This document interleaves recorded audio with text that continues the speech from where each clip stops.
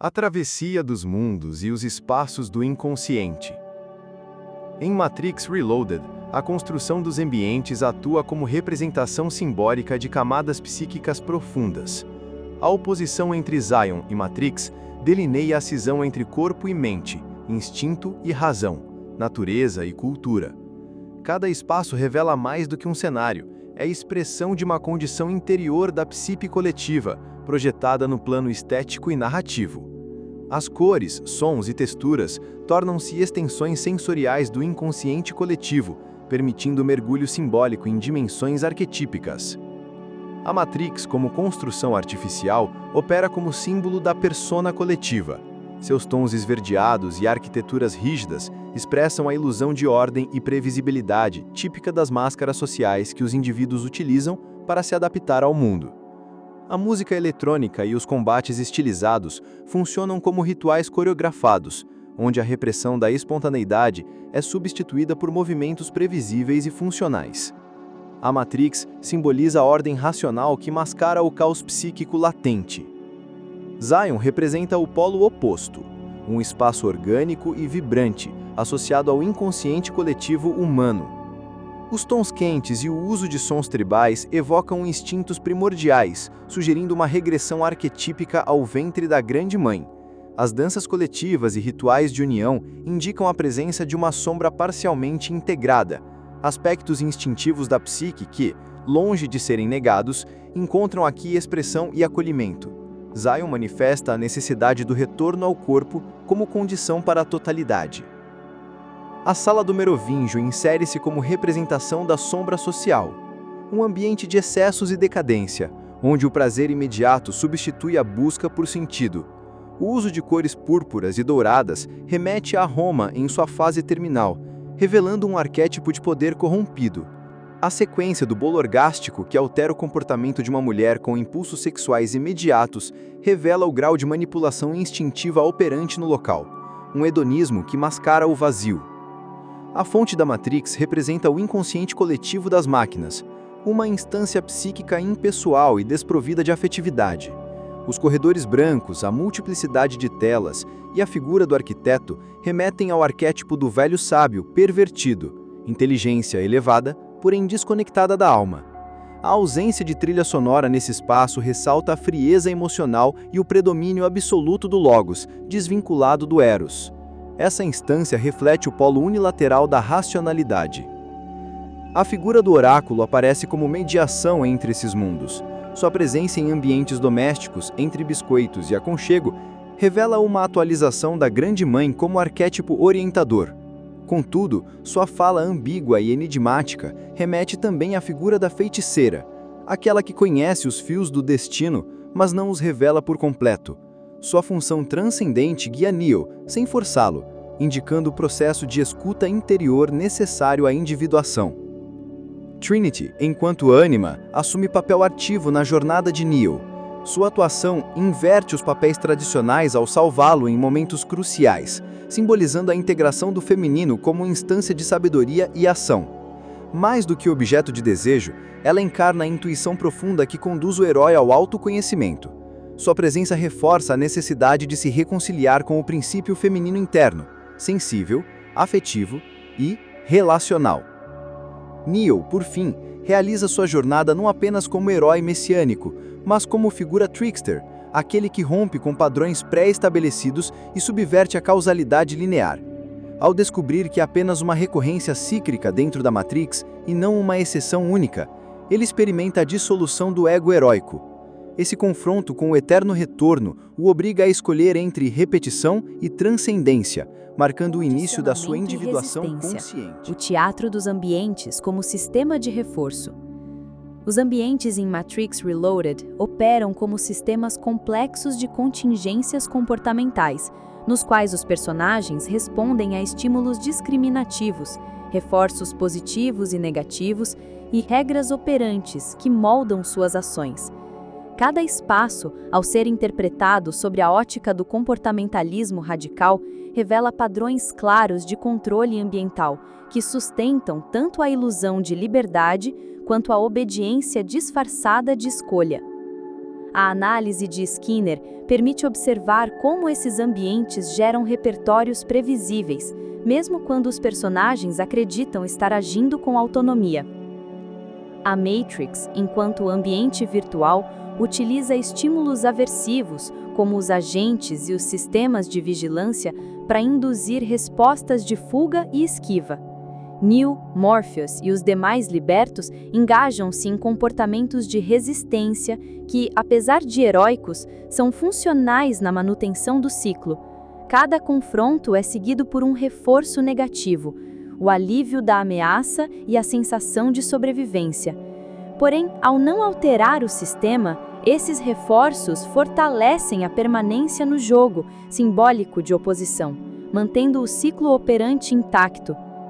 O restaurante do Merovingio revela um tipo diferente de controle, o hedonismo como ferramenta de manipulação. O ambiente estimula comportamentos baseados em reforço positivo imediato, como prazer sensorial e sexual. O bolo orgástico exemplifica o uso de estímulos discriminativos para elicitar uma resposta automática, sem mediação da escolha consciente.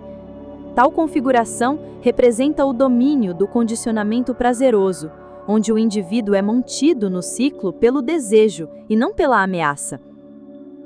Zion, em contraste, oferece contingências que operam pela coesão social. Diante da ameaça das máquinas, a comunidade responde com rituais, discursos e práticas de união. Essas respostas são mantidas por reforços sociais generalizados, aprovação coletiva, sentimento de pertencimento e identidade de grupo. Contudo, essa resistência também é condicionada. Os comportamentos que emergem em Zion, embora pareçam espontâneos, são controlados por reforçadores culturais que delimitam o campo de ação possível. Um exemplo emblemático de controle por contingência está na cena da perseguição na autoestrada. Nesse episódio, os personagens são submetidos a uma cadeia de estímulos aversivos intensos que disparam respostas motoras extremas, como combates e fugas arriscadas. O reforço imediato é a preservação da vida, mas a consequência mais ampla é a perpetuação do vínculo com a Matrix.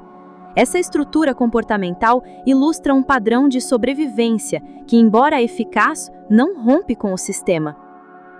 A figura de Neo, enquanto o escolhido, funciona como uma regra estabelecida por autoridade simbólica, o oráculo, e reforçada socialmente. A profecia atua como um estímulo verbal que mantém comportamentos mesmo na ausência de reforço direto. Isso se aproxima do conceito de controle por regras. A crença em um futuro redentor gera uma cadeia de comportamentos sustentados pela expectativa emocional. Zion investe em Neo não por evidência empírica, mas por contingência emocional coletiva. Essas dinâmicas remetem ao que Skinner reconheceria como uma cultura de reforços intermitentes, similar ao que se observa nas plataformas digitais contemporâneas. A Matrix reproduz o funcionamento das bolhas algorítmicas, nas quais o sujeito é exposto a reforços variáveis que mantêm o comportamento de engajamento contínuo. A lógica do sistema é condicionar respostas previsíveis por meio de reforçadores disfarçados de liberdade, como escolhas limitadas ou personalização de experiência. Zion, embora aparente ser o polo da resistência, também é capturada por reforçadores culturais. Seus rituais e discursos operam como reforçadores generalizados que mantêm o grupo coeso, mas limitam a inovação real. A dança coletiva, por exemplo, expressa uma catarse corporal, mas também canaliza a angústia para um comportamento previsível e aceito. Essa simulação de resistência ecoa movimentos sociais contemporâneos que, embora contestatórios, são absorvidos pelo próprio sistema que pretendem negar. Da causalidade. Neo, enquanto protagonista de Matrix Reloaded, representa a continuidade de uma trajetória iniciada no primeiro filme, agora mais profundamente imersa nos paradoxos arquetípicos da individuação. Sua figura transcende o arquétipo do Salvador, para adentrar o território simbólico do Trickster, aquele que rompe os ciclos, desafia estruturas e encarna o potencial de transformação psíquica. A confrontação com os diversos aspectos de si mesmo projetados nos personagens e ambientes constitui o verdadeiro campo de batalha de sua evolução. A figura de Smith, o antigo agente transformado em entidade autônoma, personifica a sombra mais ameaçadora do herói.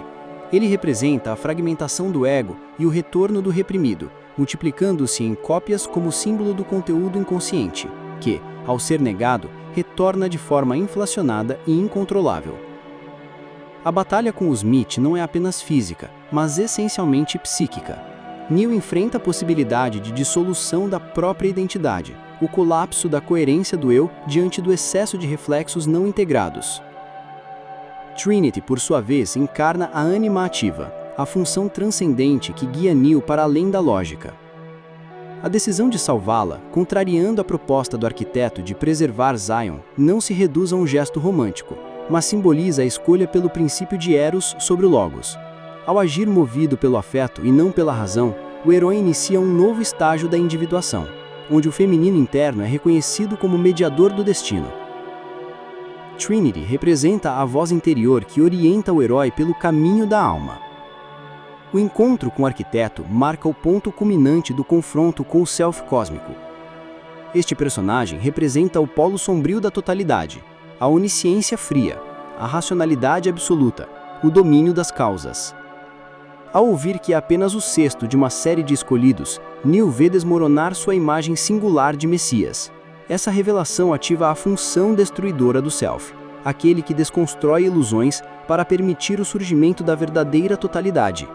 O herói deve então reformular seu papel, não como exceção, mas como ponte entre opostos. A decisão de romper o ciclo, mesmo diante da causalidade exposta, representa a atuação do trickster redentor. Em vez de seguir a lógica binária entre salvar Zion ou Trinity, Neo subverte a estrutura ao escolher o caminho não previsto, agir por amor. Essa escolha desestabiliza a ordem imposta pelo arquiteto e aponta para a dimensão simbólica do possível, onde a causalidade não encerra todas as opções. O herói passa a operar fora das regras estabelecidas, atualizando a liberdade interior. Essa transformação reflete um movimento típico do processo de individuação, no qual o ego se sacrifica para que o Self possa emergir.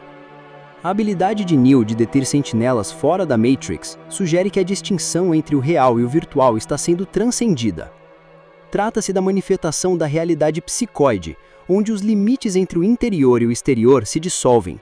Nesse ponto, a consciência do herói torna-se campo de intersecção entre mundos, articulando a linguagem simbólica como meio de transformação ontológica.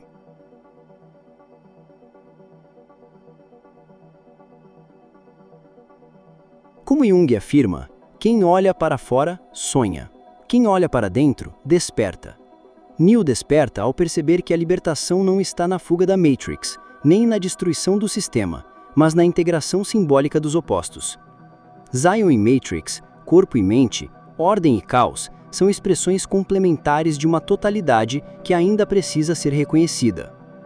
A transcendência não está na negação do sistema, mas na capacidade de atravessá-lo com consciência e amor.